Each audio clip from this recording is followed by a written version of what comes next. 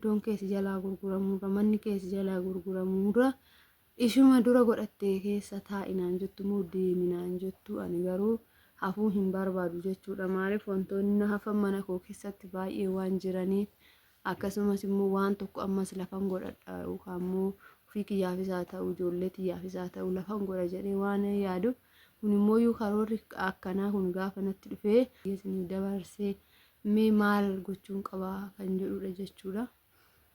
Warroonni yaadanna gargaaruu barbaadan yaadanna gargaaraa isin jirra jirtu fayyaa keessanii nagaadhayi nagaa kiyyaa galata waaqayyoo baga nagaa fayyaa taatan isin jechaa hordoftoota keenya.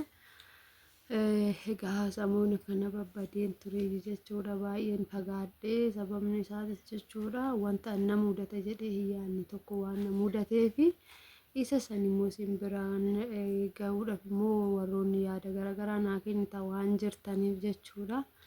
Yaada keessan kan naaf ta'e irratti nan xiyyeeffadha jechuudha. Dhugaa kana jedhee dubbachuun baay'ee ulfaataadha.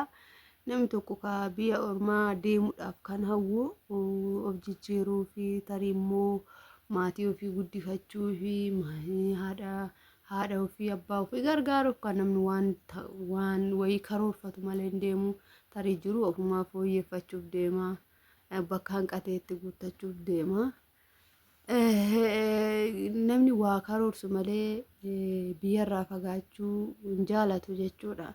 Maaliif jennaan biyya keessatti namaaf hin guuttu karoorri akka jedhanitti namaaf hin deemtu jechuudha. Isinii galee jiraachuun waa of bira darbeessinee waa godhannaa dhiisa ta'u jiraachuun baay'ee ulfaataadha biyya keenya keessatti jiraachumaaf baay'ee ulfaataa waan ta'eef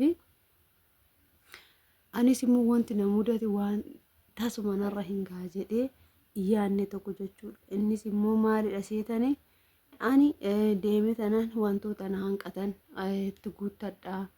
Akkasuma manas bareechaa iddoos bareechaa wantoonni na hafan baay'ee jira. Fakkeenyaaf ibsaa yookaan immoo elektiriikii jechuudha. Qoxaarii hin qabnu qoxaariin nu bira hin geenye gaafa nu bira geessan maallaqa nu barbaachisa.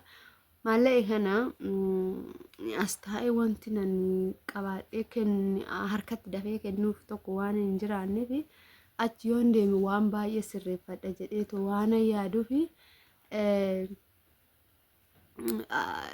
achiin deeme sirreeffadha waan hin jedhee yaaduuf garuu immoo akka nan yaade naaf ta'uu didaa jira jechuudha. Garuu an humnumaanan itti deema.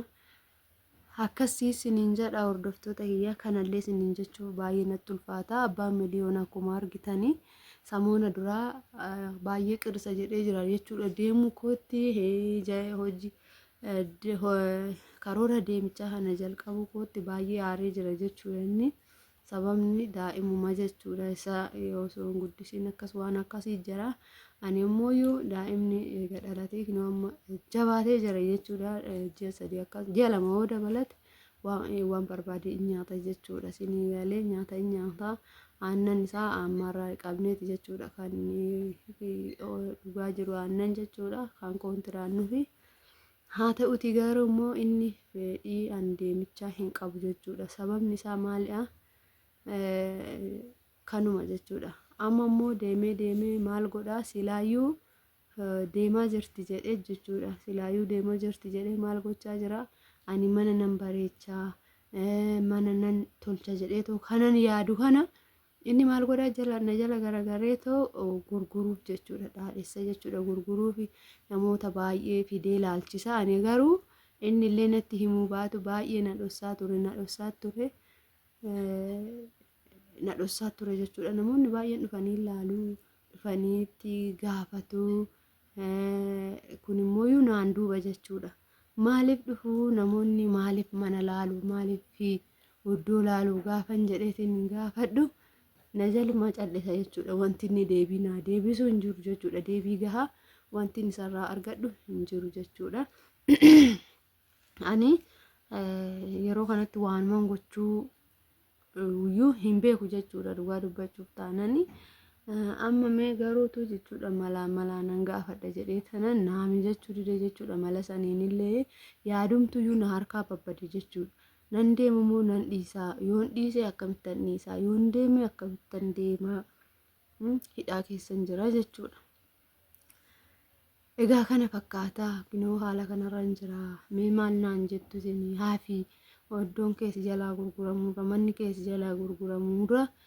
Ishuma dura godhattee keessa taa'i naan jettu moo deemi naan jettu? Ani garuu hafuu hin barbaadu jechuudha. Maaliif wantoonni na hafan mana koo keessatti baay'ee waan jiraniif, akkasumas immoo waan tokko ammas lafan godhadha yookaan immoo ofii kiyyaafis haa ta'u ijoollee kiyyaafis haa ta'u lafan godha jedhee waan yaaduuf, kun immoo yoo karoorri akkanaa kun gaafa natti dhufee sammuu kiyya na jeeqaa jira jechuudha. Natti dhufeetu jidduudhani waanan godhu na harkaa badee jira jechuudha. Wantooman hojjedhu na harkaa badee jira. Egaa akkuma argitanii biyya keenya keessatti siyoosii baratan malee hin ta'u. Biyya ormaa araba tokko deemanii hojjechuun feetu afaan beeki, feetu afaan wallaalii. Garuu immoo afaan ergan baradhe jechuudha. Ergaan leenjii ogummaa kana baradhe erga leenji'ee xumuradheen jira. Torbee lamarraa buufadheen jira jechuudha. Guyyaa 15 irraa buufadheen jira. Dhaqee fudhadha. Sana booddee nan ergadha. Haala saniinan deema jedhee sanaanan karoorsee siyoosii kanas jechuudha. Maallaqatti gannaqee baradhee ammas immoo egaa wanni tolaa hin jiru biyya kana keessatti, wanni tolaa hin jiru keessattuu wanta humnaa oliiti. Chaalenjii hedduu nama mudata gaafa biyya ormaatiif ka'anii. Egaa mee chaalenjii kana akkamittiin akkan danda'u baay'ee natti ulfaatee jira jechuudha. Akkamittiin akkan isa dhoowwullee hin dandeenye. Namoonni hedduun dhufanii ilaalu kaa'ee waanumti isaatu naaf hin galle jechuudha. Naaf hin galle waan ta'eef